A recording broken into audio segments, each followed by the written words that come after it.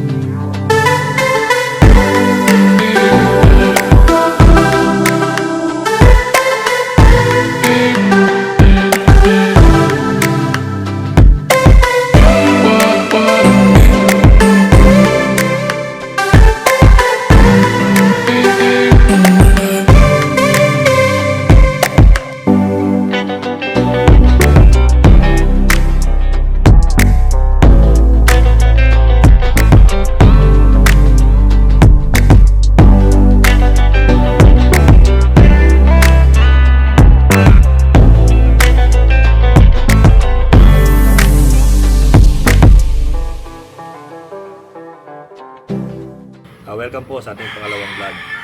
Mga boss, ngayon naman po, ipapakilala ko sa inyo ang ating 2 weeks na kakarating na sa Pilipinas ating Carol Smith Gilmore Hatch.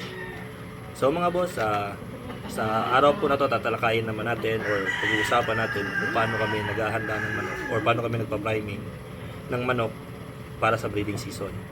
So ganito po mga boss, ang ginagawa po namin una, from 6 months pa lang po ng pullets, ang ginagawa ko po ay inahalo ko po sila sa mga tandang. Para sa ganun man po, hindi na po sila mailap at sanay na silang mangitlog, sanay na silang magpakasta pagdating ng priming natin ng 7 months. So yun po, sinasanay ko sila at least for a week. Nasanay silang may lalaking kasama, sanay na silang magpaupo, sanay na silang magpakasta.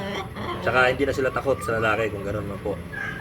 So yun po, pagtapos nun, pag medyo sanay na sila, inahanda na sila sa priming.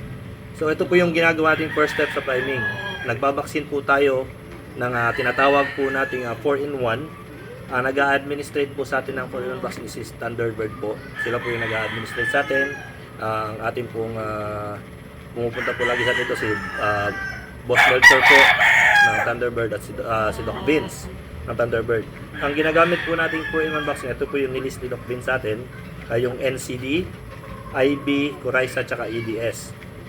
Pero last time po, yung ginamit natin, yung NCD, IB, Gumboro, tsaka Rio. Yun po yung ginamit nating 4-in-1 vaccine.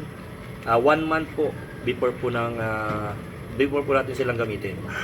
Yun po yung ginawa natin. So 1 month nag 4-in-1 vaccine tayo. Pagtapos ng 4-in-1 nila mga boss, after 3 days, pinapaliguan natin sila para makondisyon natin. Nagsisimula na tayo turok ng B-complex. Ang gamit po nating B-complex is yung Bixan XP ng Thunderbird din po. Tapos natin silang paliguan, inaahita natin yung sa may bandang sampot nila, sa may puwet, para at least malinis sila lagi. So yun po, pagtapos ng ligo natin, purga, ligo tayo sa umaga. Tapos sa gabi po, dito tayo nagtuturok ng B-complex. 0.5 po yung ginagamit natin sa lalaki, yung sa babae 0.3. So pagtapos po nun, doon na po, pinapabayaan po natin silang malagay doon sa isang lugar kung saan sila pwede gumalaw-galaw bago po natin sila ilagay sa battery cage. So sa akin po, dahil maliit po yung area natin, nilalagay po natin sila sa breeding pen kung tawagin po nila, or yung para makagalaw-galaw sila, at least lagyan natin ng 6 or 8 manok, 8 babae para makakilos-kilos sila sa loob habang nagpa-priming po tayo. Then every week na po tayo naglalagay ng nag-i-inject ng yung ginagawa po natin dito mga boss, alternate po. Every Saturday, B-complex ako. Then every Wednesday, nagpapainom tayo ng kahit anong sigurong vitamins na at least makatulong sa kanila. Yung sa akin po, yung gamit ko is B50. B50 po yung gamit ko every Wednesday. Then every Saturday is B-complex.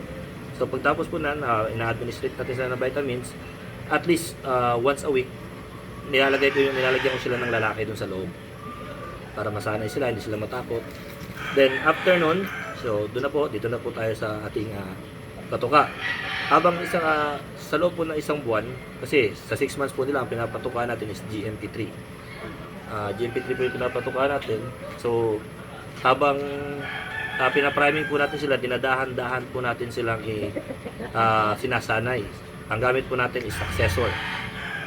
successor po, plus 10% na layering mash, and 10% cracked corn. So yun po yung mixing natin. Then sa tubig naman po, Electrogen D sa hapon. Tapos meron din tayo pinapainom sa umaga yung Battlecock na 1,000 plus. Hindi ko na maano po. Basta yun po yung pinapainom natin every morning. Then binabacterial flushing natin sila 1 week before natin sila ilagay sa battery cages.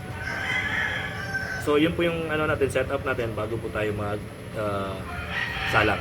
Yun po yung ating priming method.